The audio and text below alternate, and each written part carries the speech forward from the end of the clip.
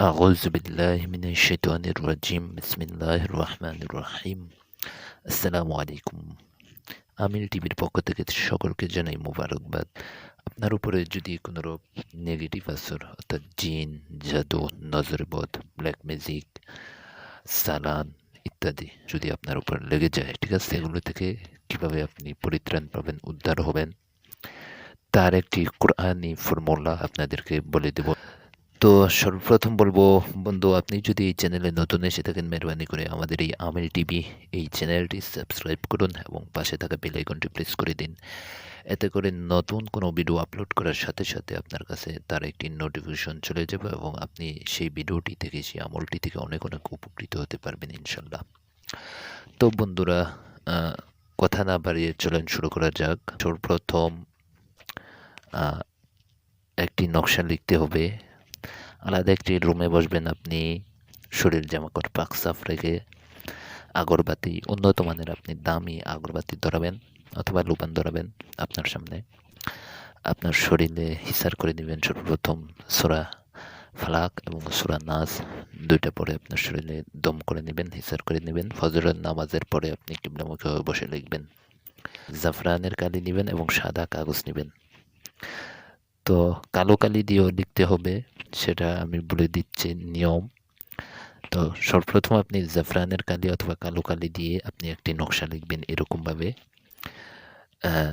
দেখেন আমি কীভাবে লিখছি।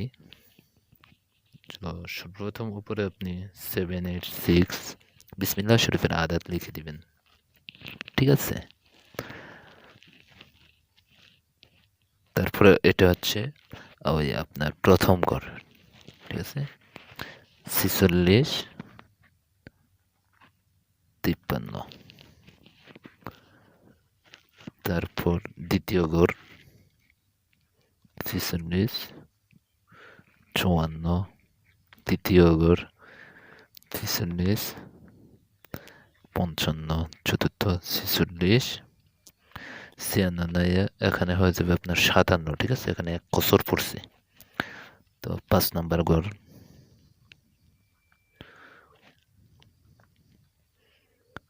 58 59। তারপর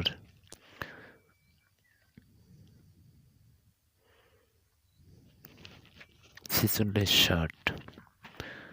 তারপরে 8 নম্বর ঘর 46 61। 9 নম্বর ঘর সর্বশেষ ঘর, এটা 46 62। তো একই নিয়মে একই জায়গায় বসে আপনি দুটি নকশা লিখবেন, ঠিক আছে। প্রথমটি তো আপনি কালো কালি দিয়ে লিখছেন, দ্বিতীয়টি আপনি জাফরান দিয়ে লিখবেন।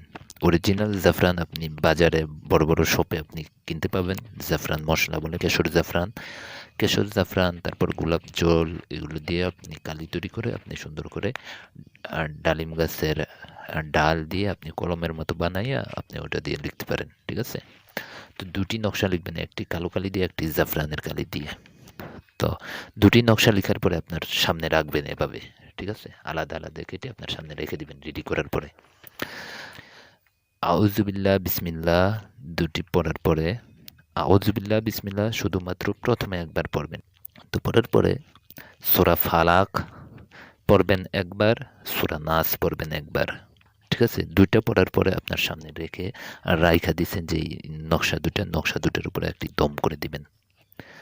তো এভাবে আপনি মোট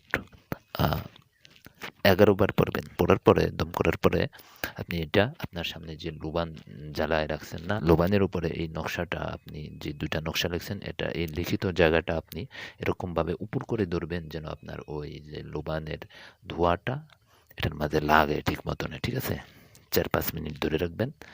ধরার পরে যখন এটা সুগন্ধময় হয়ে যাবে, আপনি সুন্দর করে এটা নকশা দুটো আপনি ভাঁজ করবেন। কালো নকশা যেটা, সেটা আপনি মাদুলিতে ভরবেন। মাদুলিতে ভাঁজ করে এটা সুন্দর করে ভাঁজ করে মাদুলির ভিতরে দিয়ে আপনি কবচ বানিয়ে, রোগী যদি পুরুষ হয় অথবা মহিলা হয়, যে হোক না কেন, রোগীর ডান হাতে অথবা গলার মধ্যে বেঁধে দেবেন।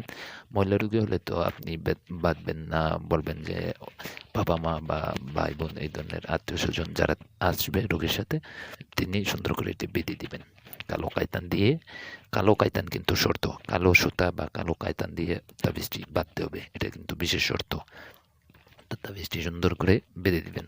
আর জাফরানের দিয়ে যেটা লিখছেন সেই নকশাটি আপনি ১ বোতল পরিষ্কার পানি নিবেন। ঠিক আছে? ১ বোতল পরিষ্কার পানি নিবেন। পানি নেওয়ার পরে আপনি ওই পানির ভিতরে এটা আপনি নকশাটি ছেড়ে দিবেন।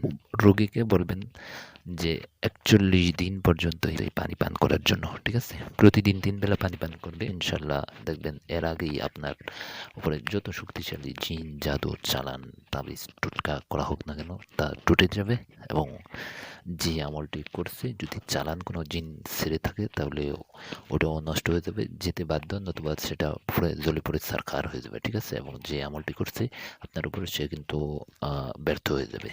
তো এই হলো একটি তরিকা আমি আজকে আপনাদেরকে দিলাম। তো বন্ধুরা, ভিডিওটি কেমন লাগলো কমেন্টে জানাতে ভুলবেন না। আর আপনি যদি এই চ্যানেলে নতুন এসে থাকেন, মেহরবানি করে আমাদের এই আমিল টিভি চ্যানেলটি সাবস্ক্রাইব করতে ভুলবেন না। সবাই ভালো থাকেন, সুস্থ থাকেন। সকলের জন্য রইল ইজাজত। আসসালামু আলাইকুম।